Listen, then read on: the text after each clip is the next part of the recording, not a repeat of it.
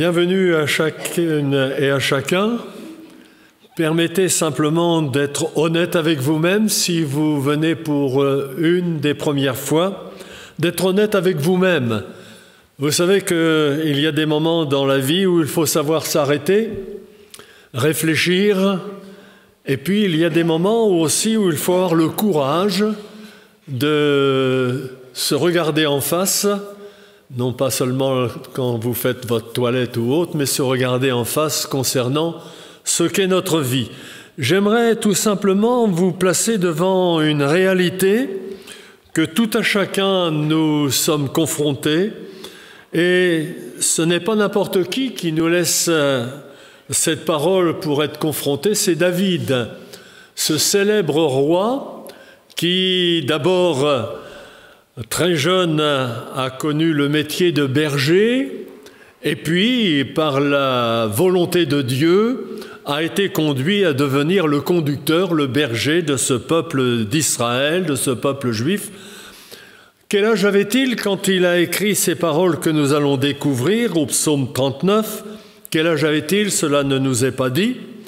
Mais ce que nous découvrons au travers de ce que nous allons lire et au travers des autres psaumes qu'il a écrits, c'était un homme qui savait s'arrêter, c'était un homme qui savait réfléchir, et c'était un homme qui savait regarder sa réalité de la bonne manière. Et je souhaite que vous puissiez cet après-midi réagir positivement pour ce qui vous concerne personnellement. Alors nous lisons au psaume 39, je vous invite à commencer à partir du verset 5.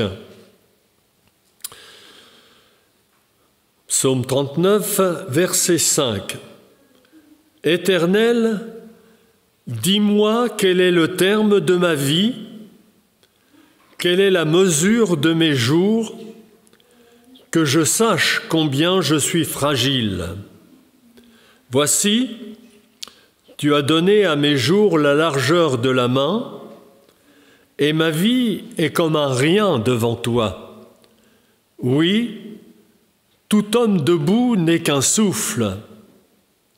Et dans nos Bibles, il y a cette parole, ce mot « pause ». C'était un temps où il y avait un instrument qui jouait, c'était un temps de réflexion. Et donc David marque un temps où l'on peut réfléchir.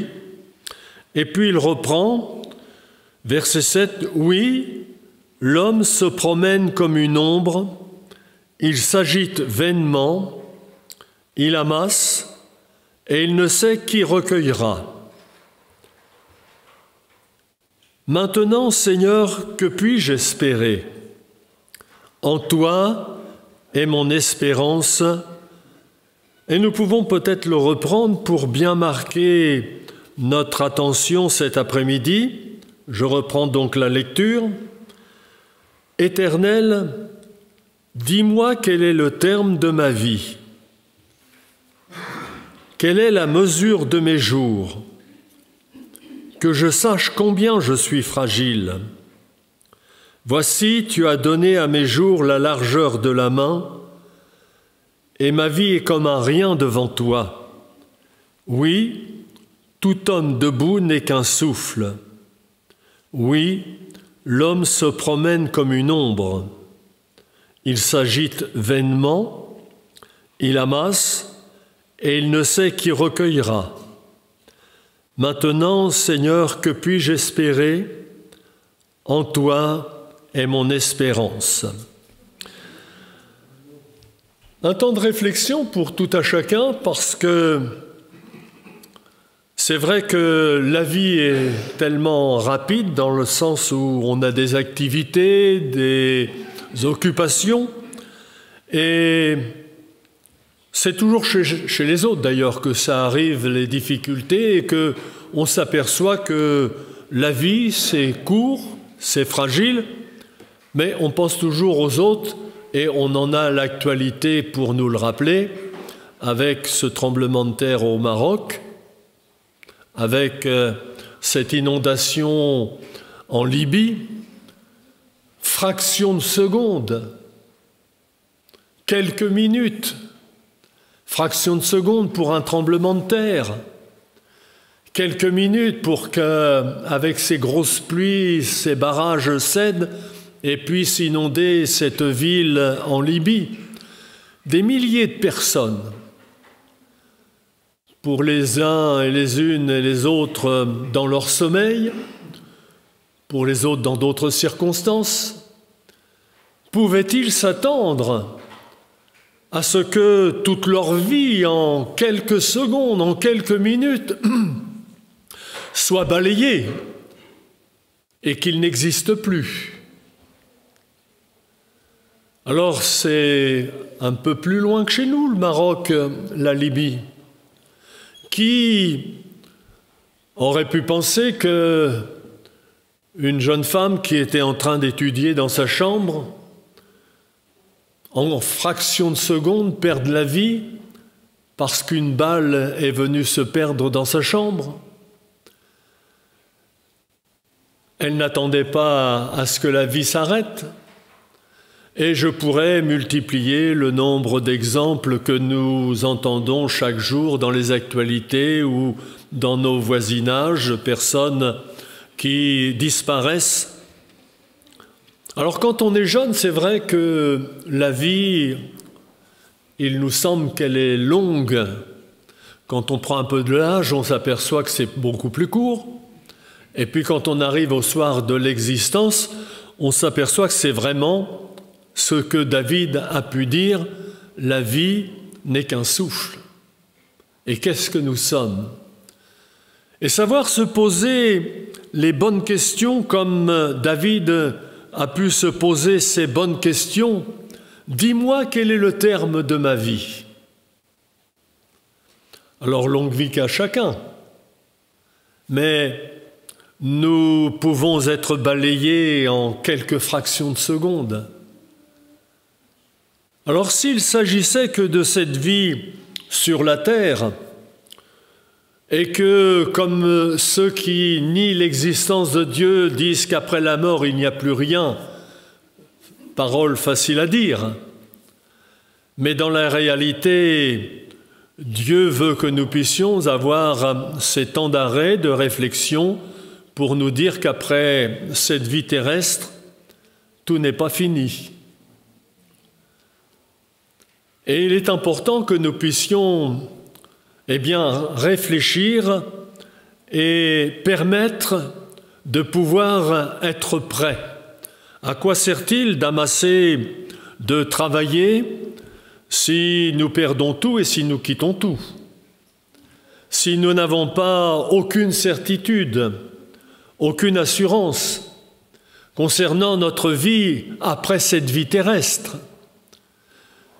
Il est important donc, au travers de ce temps de partage, de pouvoir faire une pause, faire un arrêt et réfléchir.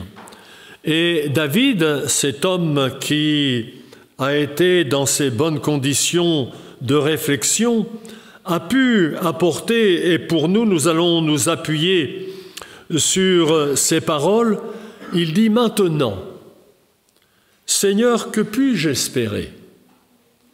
Si il n'y a que dans cette vie qu'il y a de l'espérance, l'espérance peut très vite s'arrêter en une fraction de seconde.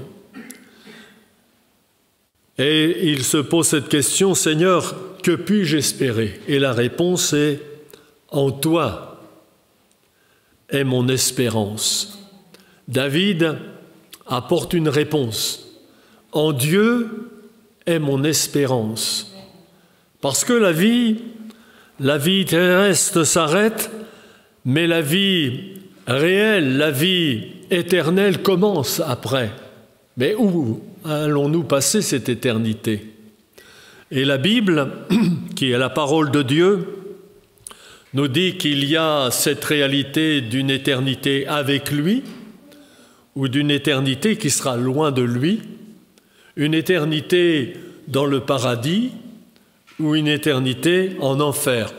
Je sais que ce n'est plus trop à la mode dans le contexte actuel, et où on pourrait nous reprocher de culpabiliser les gens, de parler de choses qui sont vieilles en parlant de l'enfer. Mais c'est une réalité.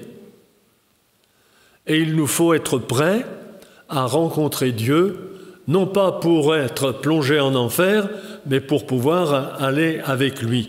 Et j'aimerais m'attarder sur cette bonne parole cet après-midi. En toi est mon espérance. Parce que Dieu ne nous laisse pas dans l'ignorance.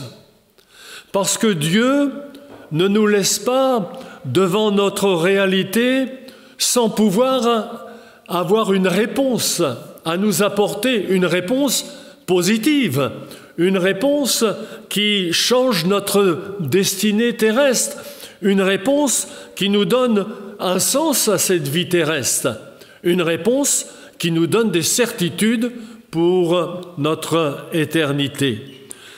Et Dieu a pourvu. Mais faut-il, et c'est là où est notre responsabilité personnelle, faut-il vouloir s'arrêter, se poser les bonnes questions en réfléchissant et pouvoir savoir prendre une bonne position. Et ça, c'est à chacun d'entre nous d'en décider.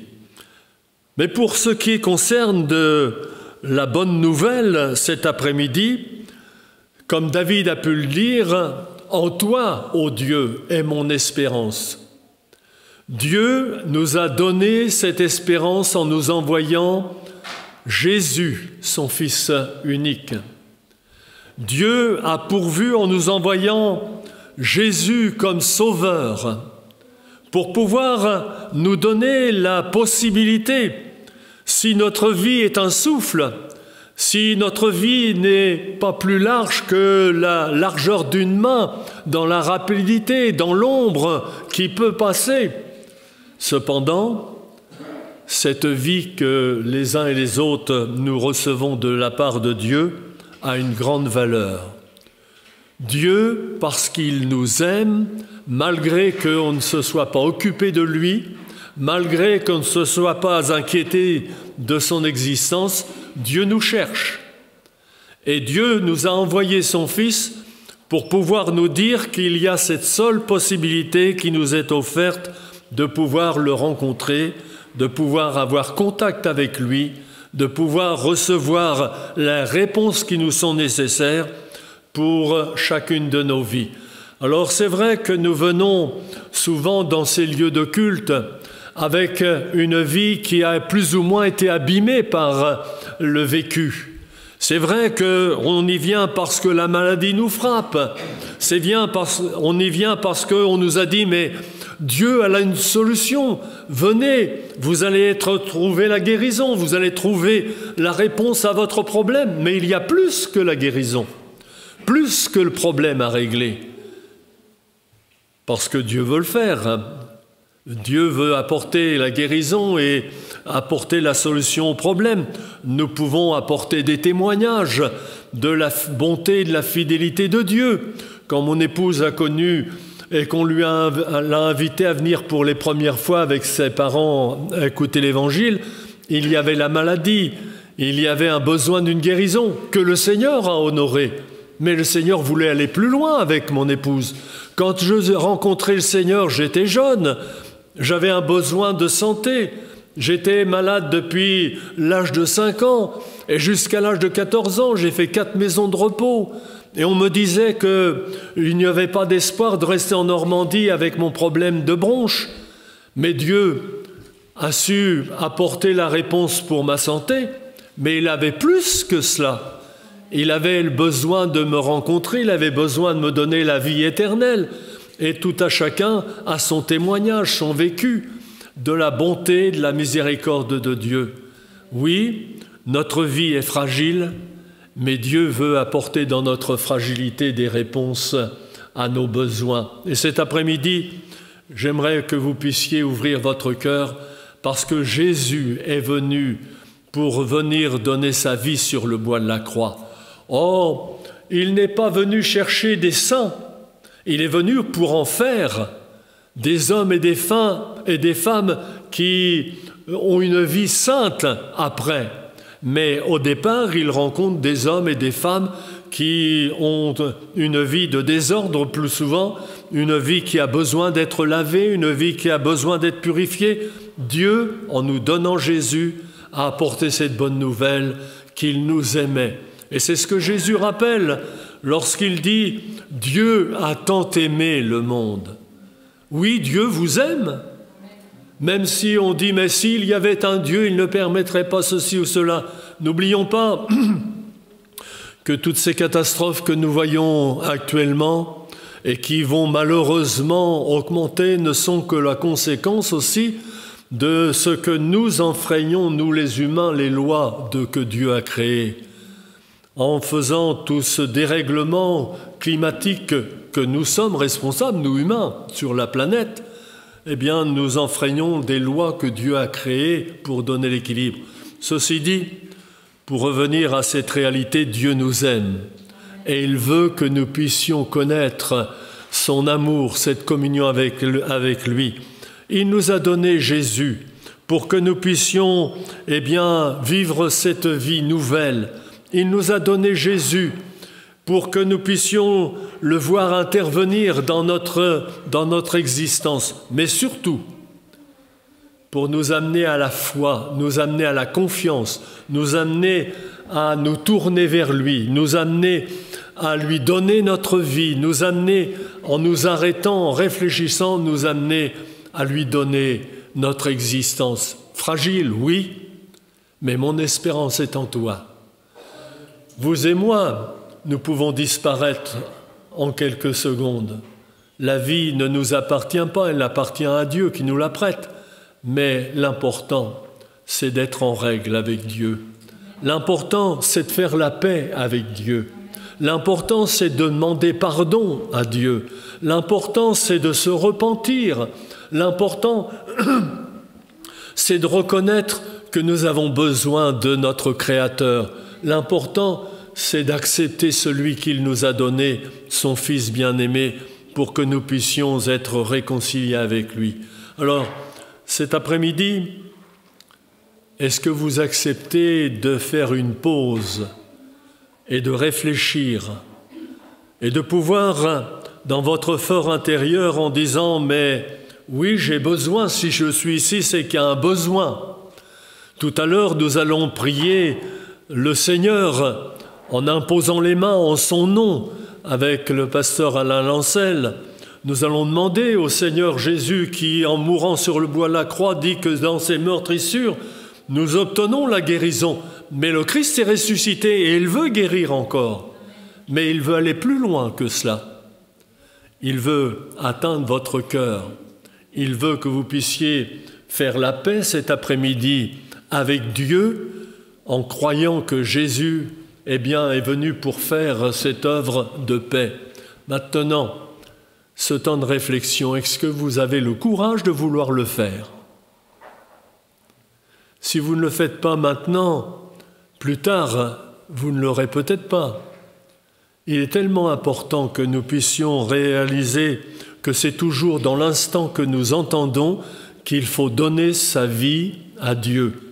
Il est toujours plus important de réfléchir à ce qui est primordial, salutaire pour vous cet après-midi. Allez-vous le faire? Alors je vais vous inviter tout simplement, au travers de ce moment où nous allons faire la prière adressée à Dieu dans le nom de Jésus, vous inviter tout simplement à être honnête avec vous-même, mais surtout honnête avec Dieu, en lui demandant de vous aider, en lui demandant de vous ouvrir davantage l'intelligence pour comprendre l'importance que Jésus a eue en venant sur cette terre pour vous personnellement aussi, et vous donner la vie éternelle, et vous donner cette espérance. Voulez-vous ressortir différent? Voulez-vous ressortir avec cette assurance que maintenant, si vous deviez quitter cette terre, c'est avec Dieu que vous allez aller, c'est que votre vie va être changée? Voulez-vous prendre cette décision qui est une décision capitale parce qu'elle est personnelle et elle engage votre vie et votre présent, mais surtout votre éternité? Allez-vous avoir ce courage cet après-midi de reconnaître la fragilité de votre vie, mais aussi la bonté, la miséricorde, la fidélité de Dieu en vous donnant Jésus comme sauveur. Voulez-vous maintenant lui permettre de faire cette œuvre dans votre cœur et de pouvoir voir le résultat?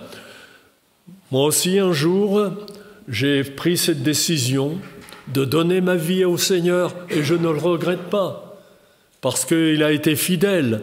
Et tout à chacun de ces chrétiens et chrétiennes qui vous ont invité peuvent vous affirmer que le jour où ils ont donné leur cœur au Seigneur, il a été fidèle. Ça ne veut pas dire que la vie a été sans difficulté, pas du tout.